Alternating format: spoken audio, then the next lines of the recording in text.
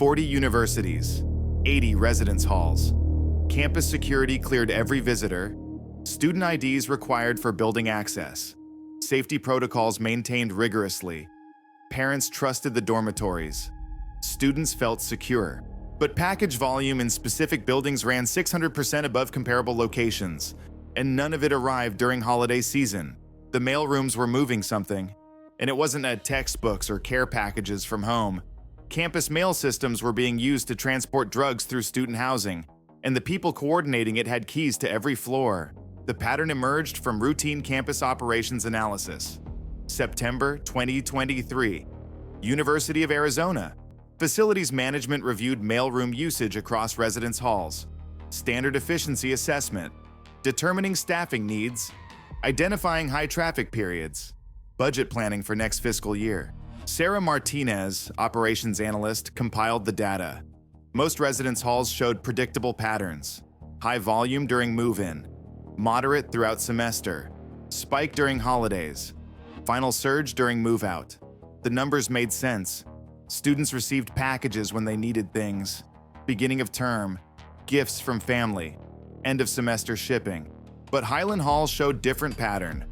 Consistent high volume. Every week, no seasonal variation, no holiday spikes, just steady flow of packages, 600 packages monthly. Other halls averaged 100 to 150 packages monthly. Highland had 4 times the volume, but identical occupancy, same number of students, same demographic mix. The package volume didn't match the population. Martinez checked other campuses. Same pattern. Specific residence halls at 40 different universities showed identical anomalies. High package volume, no seasonal pattern. Always concentrated in buildings with particular resident advisors. Those RAs had been hired within the past 2 years. All came from recruiting agencies that universities used to fill positions quickly. That's when routine operations analysis became potential criminal investigation. Martinez contacted campus police. They pulled package logs. Destination names didn't always match current residents. Some packages addressed to students who had graduated, others to names not in enrollment databases. Front desk staff accepted deliveries without verifying recipients.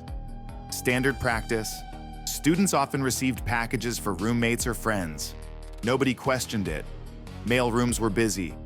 Verification wasn't strict. Campus police opened investigation. Discreetly monitored mailroom activity at Highland Hall. Watched who collected packages. Most were legitimate. Students picking up Amazon orders, textbooks, personal items. But some packages were collected by specific individuals. Always the same few students, always packages from similar origins, always handled by the same RA. The RA was Michael Torres, 23 years old, junior year, resident advisor for 3rd floor, responsible for 54 students, well-liked, organized events, enforced quiet hours, did his job effectively. But surveillance showed him personally handling certain packages, directing them to specific students, having private conversations about deliveries. The behavior wasn't normal RA work. Campus police contacted FBI. The package volume and behavior patterns suggested something beyond university policy violations. This looked like distribution network using student housing as infrastructure. And if this appeared at 40 universities, the scope was massive. Special Agent Jennifer Walsh took the case. The allegations seemed plausible. College campuses were perfect trafficking locations. Thousands of young adults, high demand, transient population, multiple buildings, minimal oversight of internal movement, and mail systems with light security. If you could infiltrate the RA position, you could control access to entire floors, direct package flow, recruit distributors from vulnerable students. The residence hall became distribution hub. Walsh expanded investigation, requested information from all 40 universities showing the pattern. Campus police cooperated, provided mail logs, RA employment records, building access data. The pattern was consistent. Specific RAs hired through recruiting agencies. Package volume spikes in their buildings. Multiple packages to non-existent or former students. The RAs were plants. Cartel operatives posing as students, placed specifically to control distribution. Financial analysis revealed the structure. The recruiting agencies were fronts, funded through shell companies. The agencies legitimately placed RAs at universities, but they strategically placed cartel operatives in specific positions. Universities needed RAs. Recruiting agencies provided candidates. Background checks were performed, but the operatives had clean records. No criminal history. They were professional infiltrators, selected for their ability to blend in. Once placed, the RAs recruited student distributors, targeted vulnerable students, financial need, drug problems, social isolation, offered solutions, easy money, just hold packages, distribute to specific people, keep some product, sell if you want, no pressure. The recruitment was gentle, patient, strategic. The students didn't realize they were being inducted into trafficking network. If you believe infiltrating college housing to distribute drugs deserves maximum federal charges, type justice below. FBI deployed undercover agents, posed as transfer students, moved into Highland Hall. Their goal, observe R.A. Torres, document his activities, identify the distribution network, build evidence. The agents, posing as Sarah and Mark Chen, noticed immediately. Packages arrived addressed to them. They hadn't ordered anything. Torres approached them separately. "Hey, package came for you. Mailroom said you weren't expecting it. Want me to return it?" Simple question, but test. If they said yes, he'd move on. If they were curious, he'd continue conversation. Agent Sarah Chen said she didn't order anything. Torres said maybe it was mistake or surprise. Sometimes friends send things. Want to open it? See what it is? Chen agreed. Torres brought package to her room. Inside, textbooks, psychology, sociology, expensive hardcovers, hundreds of dollars worth. Torres said probably wrong address, but Chen could keep them if useful. Save money on textbooks. No harm. Chen kept them. Week later, Torres stopped by again. Said he noticed she was interested in saving money. Asked if she wanted to make some. Simple work. Hold packages for friends. People ordered things to dorm addresses because home addresses weren't reliable. Could she receive packages occasionally? Would give her $100 per package? Just accept delivery. Hold it. Someone would collect within few days. Easy money. Chen agreed. First package arrived 2 days later. Medium box, Amazon packaging, addressed to her. Torres personally delivered it to her room. Said someone would collect it tomorrow. Next day, another student knocked. Said Torres sent him. Collected package. Gave Chen $100 cash. No questions, no names exchanged. Simple transaction. Over 3 weeks, Chen received 8 packages. $800. The packages were never opened in her presence. She didn't know contents, but pattern was clear. This was distribution network. Packages came through mailroom. RAs directed them to specific students. Those students held them temporarily. Distributors collected. Product moved through campus using legitimate mail infrastructure. Students were temporary storage. Dorm rooms were stash points. Agent Mark Chen had similar experience. Recruited by Torres, same process. Hold packages. Get paid. Easy money. Over 4 weeks, both undercover agents participated. Documented everything. Recorded conversations. Photographed packages before handoff. Built comprehensive evidence of operation. Walsh expanded surveillance to all 40 universities. Pattern was identical. RAs recruited students. Packages flowed through mailrooms. Distribution occurred through student housing. The network moved approximately 2 tons annually across 40 campuses, 50 kilograms per university, distributed through residence halls. Direct access to consumer base. Students who wanted drugs could get them without leaving campus. The convenience drove demand. The system's sophistication was notable. Packages came from legitimate shipping addresses, Amazon labels, FedEx, UPS. Mailroom staff had no reason to suspect. RAs had legitimate access to student information, could direct packages, could enter rooms with proper authorization for wellness checks. The position provided perfect cover, and universities trusted RAs. They were student leaders, vetted employees. Nobody suspected them of running trafficking networks. Walsh needed to prove contents. Surveillance showed behavior. Financial records showed payments, but without confirming drugs inside packages, prosecution faced challenges. Defense could argue legitimate package holding. Students helping friends. No crime occurred. The charges needed physical evidence. FBI obtained warrants for package interception. When specific packages arrived at targeted universities, federal agents would intercept before student delivery, examine contents, document drugs, then allow delivery under surveillance, controlled delivery, watch who collected, arrest with evidence. 3 weeks of interceptions yielded clear evidence. Packages contained cocaine, MDMA, marijuana, fentanyl pills. Quantities varied, 1 to 5 kilograms per package. Street value, tens of thousands dollars. The packages were disguised, hidden in false book covers, electronics with modified interiors, clothing with sewn compartments. But X-ray and inspection revealed contents. The mail system was moving drugs. The RAs were coordinating. The students were facilitating. Walsh coordinated with DEA and campus police at all 40 universities. The takedown required simultaneous action. Can't hit one campus. Others would be warned. RAs would alert the network. Evidence would be destroyed. Students would disappear. Operation needed total coordination.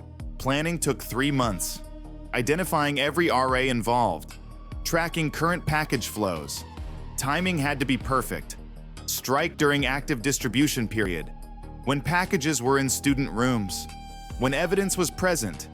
When coordinators and distributors were on campus. Strike date, February 8th, 2024. Thursday, 6:00 p.m. Evening when students were in dorms, classes finished, dinner time, maximum population. Federal agents and campus police deployed. Each university had tactical team. Each target RA had surveillance.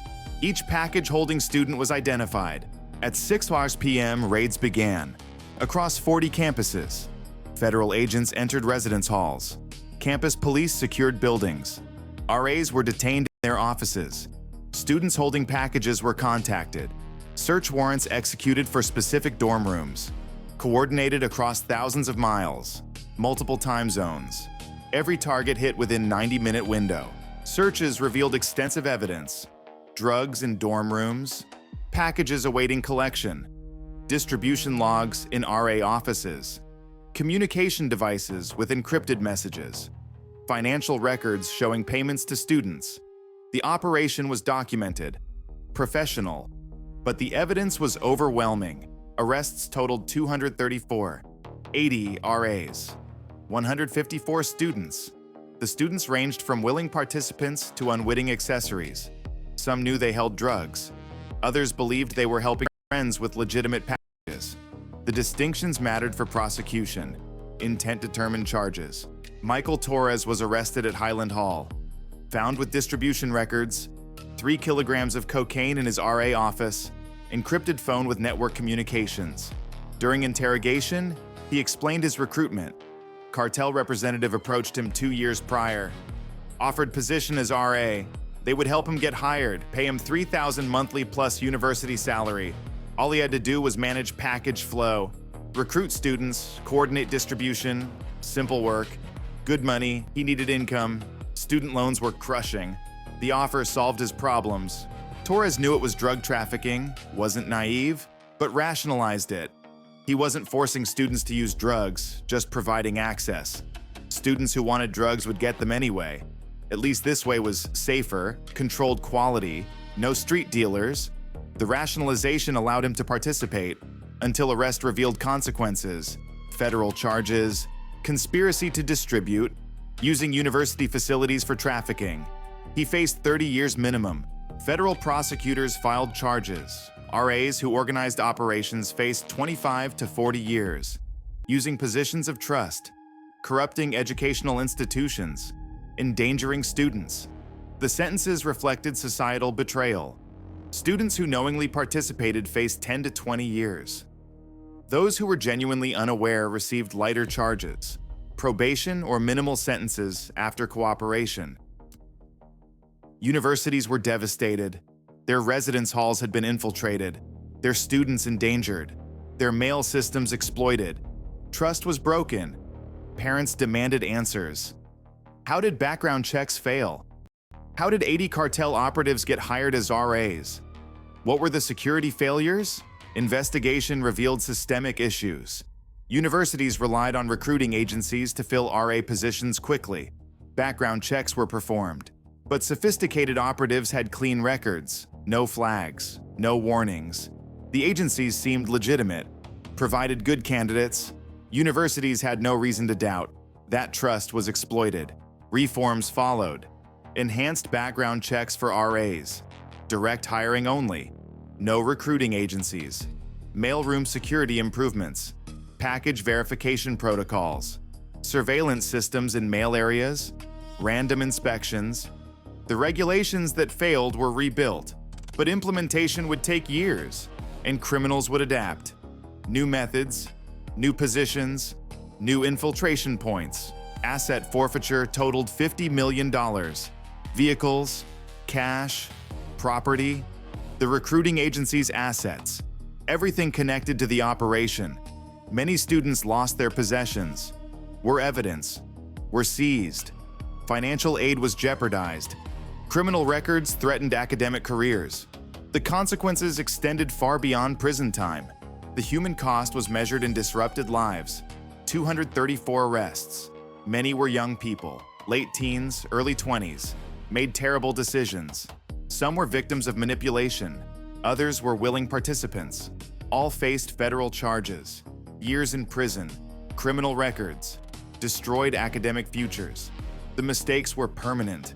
The 2 tons distributed annually over 3 years represented 6 tons total. Product that reached students, created addictions, caused overdoses. Campus health centers reported increased drug-related emergencies during operation years. Correlation wasn't proof, but timing suggested connection. The availability drove consumption. Convenient access increased usage. The harm was measurable. Federal analysis examined RA hiring practices nationwide, looking for similar patterns, other recruiting agencies, other suspicious employment patterns. Preliminary findings suggest additional infiltration at 23 universities not included in original 40. The investigations continue. This case proved that criminals target institutional trust. Universities are respected, students are protected, residence halls are safe spaces. Those assumptions created vulnerabilities. Cartels identified them, infiltrated systematically, built distribution networks inside trusted institutions. The strategy worked because nobody suspected RAs of trafficking. The position itself provided legitimacy. Subscribe for investigations exposing institutional infiltration. Share if you believe university security needs enhancement. Like if corrupting student housing for trafficking demands accountability. This scheme worked too well, which means similar operations likely exist. How many other RAs were hired through fronts? How many other residence halls have corrupted mail systems? How many other students are holding packages without knowing contents? Stay vigilant.